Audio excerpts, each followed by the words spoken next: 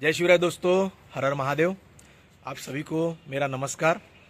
पिछले वीडियो में मैंने शालिहोत्र अनुसार आपको कुछ भवरियों के नाम और जगह बताए थे, तो हमारे कुछ भाई नाराज़ हो गए और काफ़ी बुरी तरह उन्होंने मुझे ट्रोल किया। खैर, मुझे उस बात का बुरा नहीं लगा, क्योंकि हर किसी को लगता है वो सही है, और बात यह है कि शायद उनकी जगह अगर मैं होता तो मैं भी यही करता। पर कैसा है, और उन भाइयों को मैं धन्यवाद करता हूँ जिन्होंने खास करके मेरी बात से सहमति दिखाई और मेरी बातों को स्वीकार भी किया। तो चलिए दोस्तों, आपका कीमती समय बर्बाद ना करते हुए आज हम बात करेंगे बाल भौरी के बारे में, उनके नाम, उनकी लोकेशन, और साथ ही मैं आज आपको उनसे जुड़े जो श्लोक है शालिहोत्र में दिए गए, मैं वो भी आपको सुनाऊंगा और उनका अर्थ भी बताऊंगा। तो चलिए दोस्तों, सबसे पहले बात करते हैं हम देवमन के बारे में। मैं उसका आपको एक श्लोक सुनाता हूँ। ललाट मध्यगा भृंगी देवमान विधीयते राजलाभकारी नित्यम स्वामी भाग्यम विवर्धयेत। तो दोस्तों, इसका अर्थ है ये जो माथे के बीच वाली भवरी है, माथे के बीच जो भवरी होती है वो देवमन कहलाती है, जो राजयोग, मान, सम्मान और अपने स्वामी को सफलता देती है। ऐसा घोड़ा अपने मालिक को ऊंचा पद, पैसा और भाग्य दिलाता है। और मेरे ट्रोल करने वाले भाइयों, ये श्लोक मैंने नहीं लिखा है। मैंने भी ये पढ़ने से पहले गले की जो ये लंबी वाली भवरी होती है, मैं इसी को देवमन समझता था मैं भी। पर अब जो श्लोक में दिया है बस वो मैं आपको सुना रहा हूँ। तो दोस्तों, अब बात करते हैं कंठमन के बारे में। तो उसका श्लोक सुनिए। कंठ प्रदेशे या भृंगी कंठमाना प्रकीर्तिता वीर्य बल प्रदा नित्यम युद्धे जय प्रदायिनी। दोस्तों, कंठ के पास, अजलान भाई जरा दिखाइए हमें, कंठ के पास यानी गर्दन के नीचे और गले के पास जो भवरी होती है वह कंठमन है। यह शौर्य, हिम्मत और ताकत बढ़ाती है। ऐसा घोड़ा युद्ध में पीछे नहीं हटता और सवार को विजयी बनाता है। दोस्तों, आपका क्या कहना है? मैंने पिछले वीडियोस में जिन भवरियों के बारे में बताया था उन सभी पर श्लोक उपलब्ध है। तो चलिए जानते हैं आगे। दोस्तों, गरुड़मन क्या होती है? सीने के बिल्कुल बीच वक्ष मध्य स्थिताम भृंगी गरुड़माना प्रचक्षते स्वामी भक्तो महाबलो धन लाभम प्रयच्छति। इसका अर्थ है सीने के बीच वाली जो भवरी होती है यानी गरुड़मन। ठीक है, ये हमारे भाई ने उंगली दिखाई है वहां पे। तो ऐसा घोड़ा स्वामी भक्त होता है और अपने स्वामी के लिए बल यानी ताकत और धन यानी पैसा दोनों को खींच लाता है। दोस्तों, ये श्लोक सुनने से पहले मैं इसे ही देवमन मानता था, और मैं जानता हूं कि अब भी कुछ लोग मेरी बात से असहमत है कि ये गरुड़मन है। पर कोई बात नहीं, जिसे और जानने की इच्छा है वो इस वीडियो में जरूर बने रहे। और अब बात करते हैं हम लोग गंगा पाठ के बारे में। दोस्तों, पहले मैं जो लोगों से या व्यापारियों से सुनता था इसके लोकेशन के बारे में, तो वो हम पेट पे देखते थे, जिसे गंगा पाठ बोला जाता है। पर मैं अभी आपको एक श्लोक सुनाता हूँ। दक्षिण स्कंद देशे या गंगा पत्नी की स्मृता सौभाग्य वृद्धिदा नित्यम व्यापार लाभकारिणी।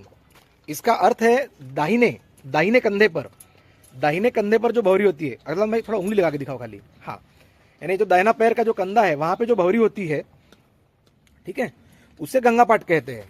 और ये सौभाग्य में वृद्धि लाती है तथा रोज के व्यापार में भी लाभकारक होती है। सिंपली आप इसे एक लकी चार्म मान सकते हैं। पर पहले जब मैं सुनता था तो बहुत लोग इसे अशुभ मानते थे। दोस्तों, आप ही की तरह मैं भी आंसुडाल भवरी यानी जो माथे की भवरी अगर आंखों के नीचे हो तो उसे आंसुडाल मानता था, पर ऐसा नहीं है। तो अब हम सुनते हैं आंसुडाल के बारे में। उसके बारे में श्लोक सुनिए। पृष्ठ मध्यगता भृंगी आंसुढाला प्रकीर्तिता शीघ्रगामित्वदा नित्यम यात्रा सिद्धिम प्रयच्छति। यानी कि पीठ के बीच अगर भवरी हो तो उसे आंसुढाल कहते हैं।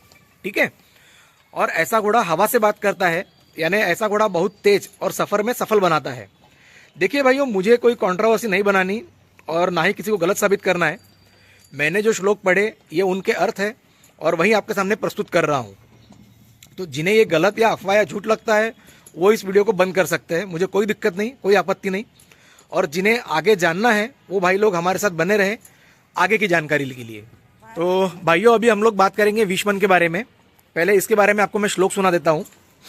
वामनेत्र समीपे या भृंगी विषमाना स्मृता रोग शोक प्रदा नित्यम स्वामिनम पीड़े ध्रुवम। इसका अर्थ है कि बाई आग के पास है क्या इसको कोई भवरी? नहीं ना?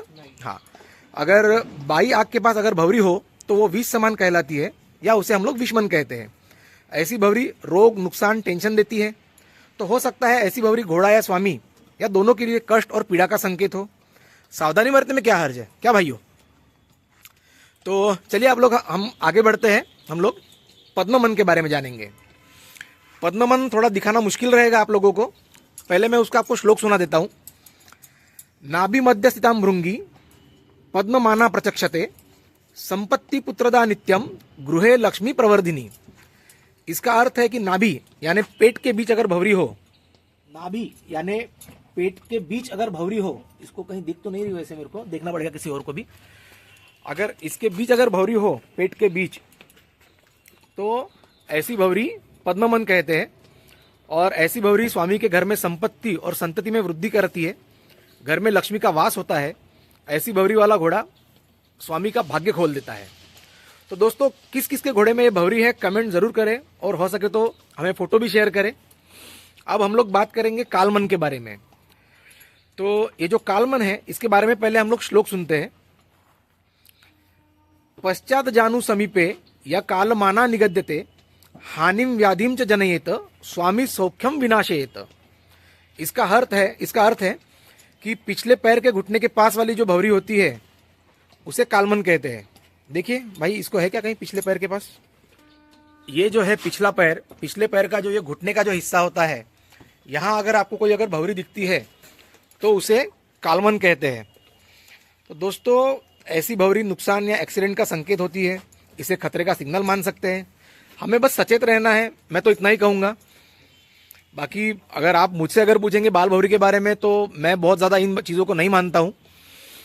तो पर लोगों का एक ये था, कुछ गलत बातें जो मार्केट में फैलाई जाती है गंगा पाठ या बाकी चीज़ों के बारे में, तो मैं चाहता था कि जो शालीहोत्र में इसके श्लोक दिए गए हैं, मैं इसके आधार पर आप लोगों को एक्सप्लेन कर सकूं कि एग्जैक्ट किस चीज़ को क्या बोला जाता है। तो चलिए दोस्तों, अब हम लोग बात करेंगे सूर्यमन के बारे में। ये हमारी हो गई 9वीं भंवरी आज की। उसके बारे में आपको श्लोक सुनाता हूं। दक्षिण कपो लगता भृंगी सूर्यमा परिकीर्तता तेजस्वी मानदा नित्यम स्वामिनम जयदायिनी।